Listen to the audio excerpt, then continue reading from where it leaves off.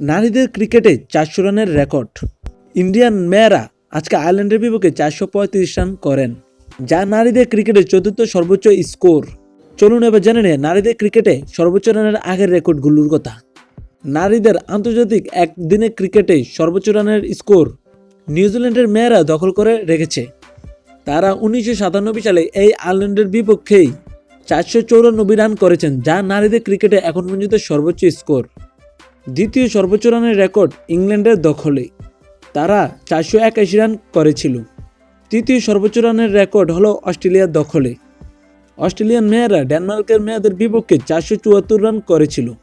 ভারতের মেয়েরা আজকে অনবদ্য একটি ইনিংস খেলেন।